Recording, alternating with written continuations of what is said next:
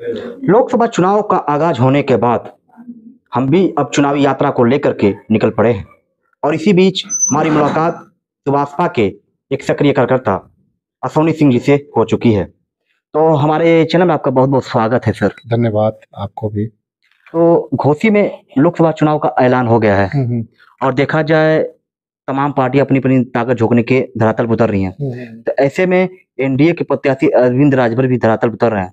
तो क्या क्या मुद्दे होंगे इस बार? मुद्दा देखिए, पहले तो माननीय मंत्री जी ने जो काम किया है, जो समाज की निष्ठा के साथ उन्होंने सेवा किया है, कोई भी व्यक्ति उनके पास गया है वह खाली हाथ नहीं लौटा है। जितना हो सका है उतना उन्होंने मदद किया है। तो उनके व्यक्तित्व और उनके कार्य का भी इनके पक्ष में चीजें जाएंगी उससे। दूसरी चीज की केंद्र में भाजपा की सरकार बनने जा रही है। पूरा जितने एग्जिट पोल हैं सब कह रहे हैं कि नहीं, दिल्ली में भाजपा की सरकार बनने जा रही है, उत्तर प्रदेश में भाजपा की सरकार है ही है। तो ऐसी स्थिति में हम अपनी बात कहेंगे कि हम रूलिंग पार्टी के प्रत्याशी के रूप में आपके सामने हैं। आप हमको वोट दे करके चुनाव जिताइए तो हम मऊ का विकास उन लोगों की अपेक्षा बेहतर करके ले जाएंगे जो सत्ता में नहीं। तो हम सत्ता में से जुड़े हुए हैं और हमको आप मौका दीजिए, हम मऊ का विकास उस स्तर का करेंगे जैसा कभी कल्पनाथ राय करते थे और यहाँ के बाकी जनप्रतिनिधियों ने जो किया है हम सबसे बेहतर करके देंगे। देखा जाए लगातार ओम प्रकाश राजभर जी का विरोध हो रहा है, इसको कैसे देखते हैं आप? देखिए, राजनीति में जो प्रमुख होता है उसी का विरोध होता है। अब निर्दल प्रत्याशी का विरोध नहीं ना होगा।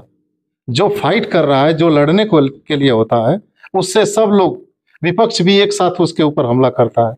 तो हम अगर विरोध हो रहा है तो मान करके चलिए कि हम मजबूत स्थिति में है तब विरोध है। एक इंडिकेशन है, एक इशारा है कि हम सबको जो है विपक्ष को चैलेंज के रूप में दिखाई दे रहा है। विरोध हो रहा है, सबका कुछ न कुछ विरोध होता है। विरोध न हो तो एक ही मतपत्र पर एक ही निशान रहे। अच्छा, ये बताइए इस बार लोकसभा चुनाव में स्वर्ण समाज किसकी तरफ झुकाव कर रहा है? पूरी तरह से वो भारतीय जनता पार्टी के साथ है और भारतीय जनता पार्टी समर्थन किए हुए है, गठबंधन है। तो पूरा का पूरा वोट जाना है भारतीय जनता पार्टी का। किसको देंगे? भारतीय जनता पार्टी के जो समर्थक हैं, जो भाजपा माइंडेड हैं, वो सपा को देंगे नहीं, बसपा को देंगे नहीं।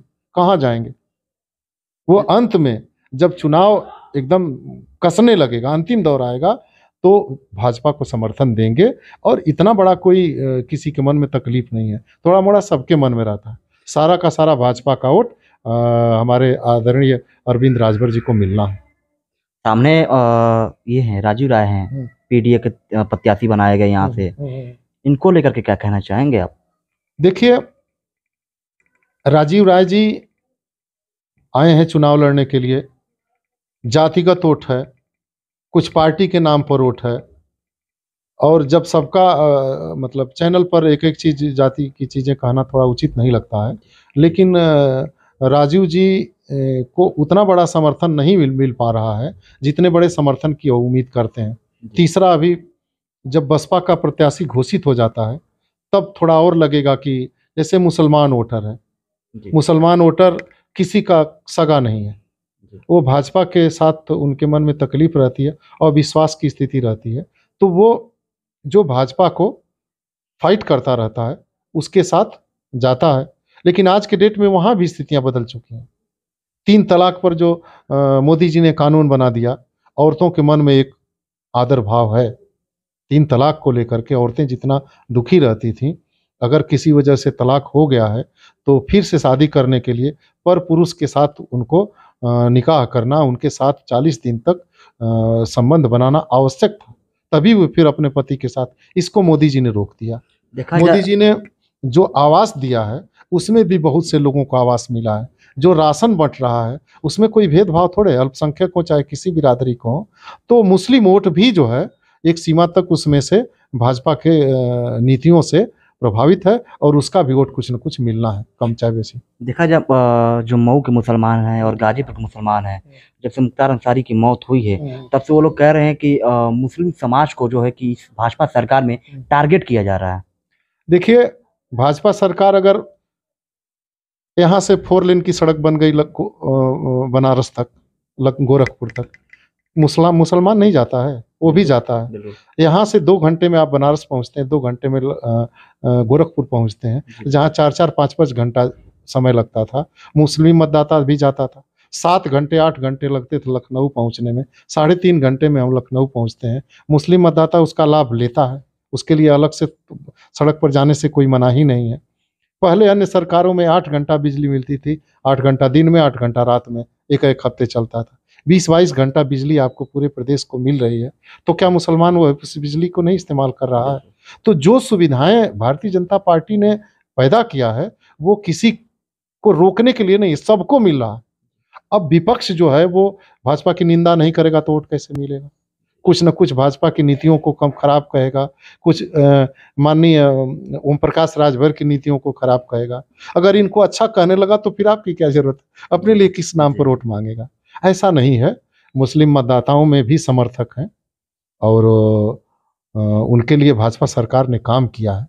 कई कुरीतियाँ थी जिससे बहन बेटियों को बचाया गया है, गरीब लोगों को आवास मिला है, राशन मिला है, इन सब चीज़ों का भी प्रभाव है। लेकिन उनको गुमराह किया जाता है सदैव कि भारतीय, जैसे मुख्तार अंसारी जी हैं, यहाँ के विधायक थे, आज नहीं हैं वो। जी, बिल्कुल। हमारी हिंदू संस्कृति में जो नहीं रहता है, तो उसके नाम के साथ स्वर्गीय शब्द जोड़ दिया जाता है। जी। यह माना जाता है कि ये मरे होंगे तो स्वर्ग में गए स्वर्ग होंगे। में गए होंगे। तो मुख्तार अंसारी के साथ भी कि स्वर्गीय मुख्तार अंसारी। तो अब उनके बारे में मुझे लगता है कि हम कमेंट नहीं करना चाहते। जी। उनके खिलाफ कोई कमेंट जो है वो नहीं करना चाहते हैं। तमाम चीज़ें हैं जो कि मैंने है, लेकिन मैं नहीं कहना चाहता एक हूँ। चीज़ समझ में नहीं आता है, इधर कोर्ट और पुलिस प्रशासन कहता है कि मुख्तार अंसारी माफिया थे, तो वहीं जो ओम प्रकाश राजभर जी हैं वो कहते हैं वो क्रांतिकारी नेता थे। इसको कैसे देखते हैं? ऐसा है कि देखिए, राजनीति में कुछ चीज़ें कहना आपकी मजबूरी होती है। न चाहते हुए भी आप उस चीज़ को कहते हैं। अब कृष्णानंद राय के परिवार से पूछेंगे तो वो कहेंगे कि ये अपराधी थे। मन्ना सिंह के परिवार से पूछेंगे तो वो लोग कहेंगे कि अपराधी हैं।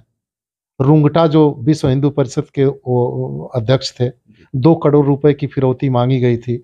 2 करोड़ रुपया उस परिवार ने दे भी दिया था, लेकिन उसके बाद भी रुंगटा की हत्या कर दी गई। उनसे पूछेंगे तो वो कहेंगे कि अपराधी हैं।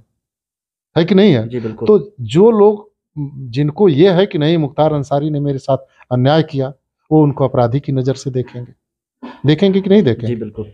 वही वो एक कार्बाइन गायब हुई थी, एलएमजी लाइट मशीन गन। जी, जी। ये सेना का ऐसा हथियार होता है कि उत्तर प्रदेश पुलिस के पास इसका जवाब नहीं इस हथियार का। जी। और वो गायब हुई थी एलएमजी वहाँ से, जम्मू कश्मीर से। शैलेंद्र सिंह यहाँ के डीएसपी थे, उन्होंने पकड़ लिया था। इनके आदमी के पास से या इनके यहाँ से वो एलएमजी बरामद हो गई थी। जी, जी।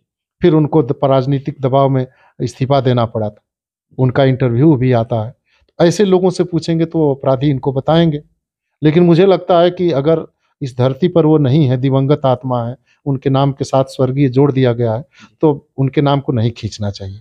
है कि नहीं है? जी, बिल्कुल। जो ज़हर देने वाली बात कही जा रही है, तो ये लोग कहते हैं कि नहीं ज़हर दिया गया है।